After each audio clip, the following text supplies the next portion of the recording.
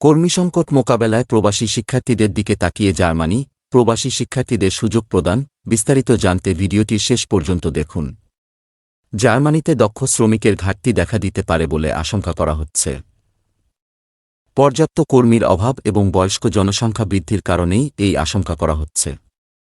জার্মানির পরিসংখ্যান অফিসের তথ্য অনুসারে পর্যাপ্ত শ্রমিকের অভাব এবং বয়স্ক জনসংখ্যা বৃদ্ধির কারণে 2035 সালের মধ্যে জার্মানিতে 70 লাখ দক্ষ কর্মী ও শ্রমিকের ঘাটতি দেখা দিতে পারে। এই সমস্যা সমাধানে দেশটির শ্রমবাজারে প্রবাসী শিক্ষার্থীদের প্রবেশের বা অন্তর্ভুক্তির বিষয়ে বিবেচনা করা হচ্ছে। এক্ষেত্রে ভারতীয় শিক্ষার্থীদের প্রবেশের বা অন্তর্ভুক্তির বিষয়টি বিশেষভাবে বিবেচনা করা হচ্ছে। জার্মানিতে এই মুহূর্তে প্রায় 7 লাখ চাকরির সুযোগ থাকলেও তা পূরণ হচ্ছে না। দেশটিতে বর্তমানে অর্থনৈতিক প্রবৃদ্ধির মাত্রা 0.7% নেমে এসেছে। 1980 এর দশকে এটা ছিল 2%। এ সমস্যার সমাধান না হলে জার্মানির অর্থনৈতিক প্রবৃদ্ধি 0.5% নেমে যেতে পারে।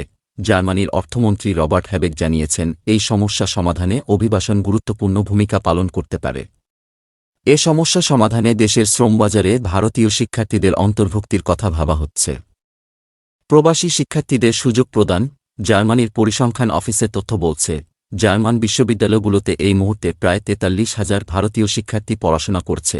জার্মান একাডেমিক এক্সচেঞ্জ সার্ভিসের মুখপাত্র মাইকেল ফ্ল্যাকের মতে, দেশটির মোট শিক্ষার্থীর মধ্যে বিদেশি শিক্ষার্থীর সংখ্যা প্রায় 4%।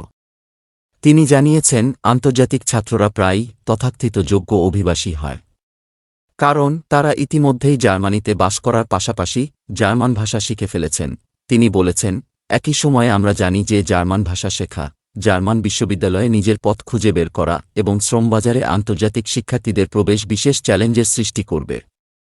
রেজেন্সবার্গ বিশ্ববিদ্যালয়ের কর্মসংস্থান গবেষণা বিশেষজ্ঞ এনজো ওয়েবার বলেন, জার্মানির উচিত দক্ষ শ্রমিকের জন্য বিদেশের দিকে নজর দেওয়া, কারণ ক্রমবর্ধমান প্রবীণদের সংখ্যা এবং দক্ষ কর্মীর অভাবের কারণে দেশটিতে কাজ করার মতো পর্যাপ্ত কর্মী নেই। তিনি বলেন, আন্তর্জাতিক শিক্ষার্থীদের সুযোগ প্রদানের মাধ্যমে রাষ্ট্র শুধুমাত্র দক্ষ লোকদের আকৃষ্ট করছে না, বরং ভবিষ্যতের চাকরির জন্য আরও বেশি লোককে প্রশিক্ষণ দেওয়ার লক্ষ্য রাখে।